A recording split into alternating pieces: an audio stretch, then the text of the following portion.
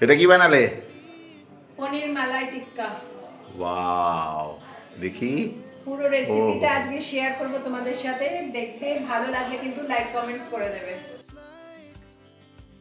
পনির মালাই টিক্কা একদম প্রফেশনাল দোকানের থেকেও দারুণ টেস্টি, একদম ক্রিমি মালাইদার।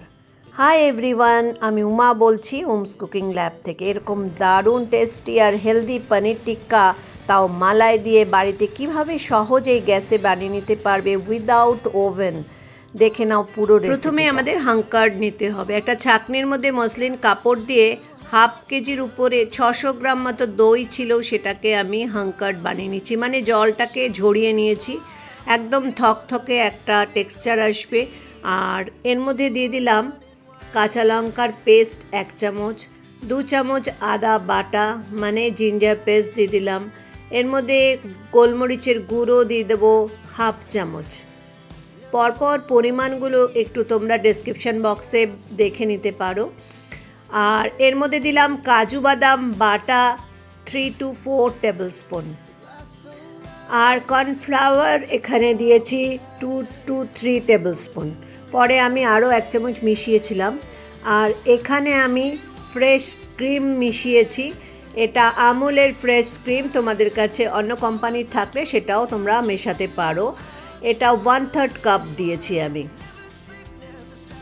আর পুরো এটাকে ভালো করে মিশিয়ে নিতে হবে, যাতে পুরো দইয়ের আর ক্রিমের মিশিয়ে একটা ফ্লাফি ক্রিমি টেক্সচার চলে আসে, কিন্তু একদম জলীয় ব্যাপারটা না থাকে, থকথকে একটা ব্যাটার হয়। এখানে আমি মেশালাম মৌরি গুঁড়ো আর দিলাম মিল্ক পাউডার।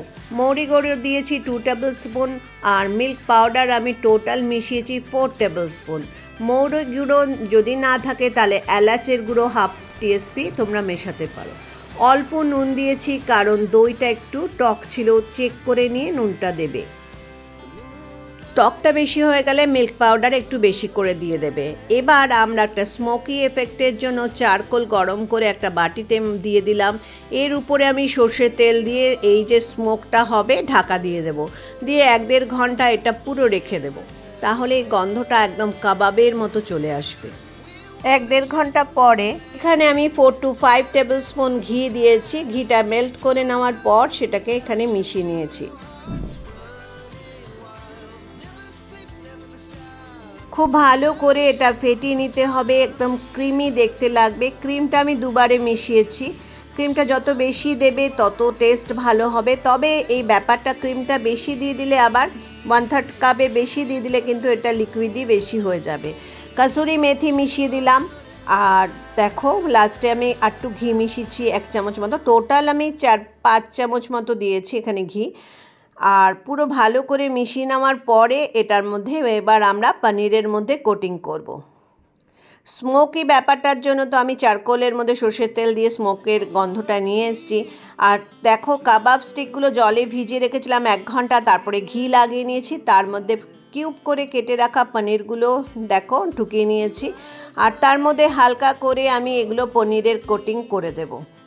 বেশি ওভারলোডেড করবে না, তাহলে ওভেনে যখন তুমি সেঁকবে এটা ওভেনের মুখটা বন্ধ করে দেবে। তাই জন্য হাত দিয়ে ভালো করে এটা পুরো মাখিয়ে নাও ভালো করে। তারপরে ম্যারিনেট করে পনিরগুলো ঘন্টাখানেক রেখে দিতে হবে। কাবাব বানানোর কাঠিগুলো জলে ভেজাবে। আর এগুলোর মধ্যে ঘি বা তেল, সাদা তেল না লাগিয়ে নিলে খাবার সময় কিন্তু এগুলো ঠিকমতো বেরোবে না। পনিরগুলো কিন্তু কিউব আকারেই কাটতে হবে, একটু মোটা করে, না তো কাঠিতে কাবাব কাঠিতে ঢোকানো যায় না। তারপরে গ্যাসের ওভেনের ফ্লেমটা হাই করে দিয়ে ঠিক উপর থেকে আমি যেভাবে দেখাচ্ছি সেইভাবে সেঁকে নিতে হবে। জাস্ট সেঁকে নাও আর দেখো এরকম কালার চলে আসবে, কি দারুণ লাগবে। আগে থেকে হালকা সেঁকে প্রিপারেশন করে তোমরা রেখে দাও। তারপরে যখন বাড়িতে গেস্ট আসবে বা প্রোগ্রাম শুরু হবে, সাথে সাথে জাস্ট একটু গ্যাস ওভেনের মধ্যে গরম করে নিলেই তোমরা সার্ভ করতে পারবে।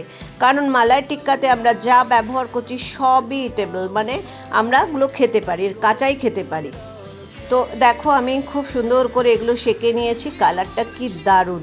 আজকে একটা টিপস দিয়ে যাই, যখন পরিবেশন করবে না মেল্টেড ঘি উপর থেকে অল্প ছড়িয়ে দেবে, দারুণ লাগবে।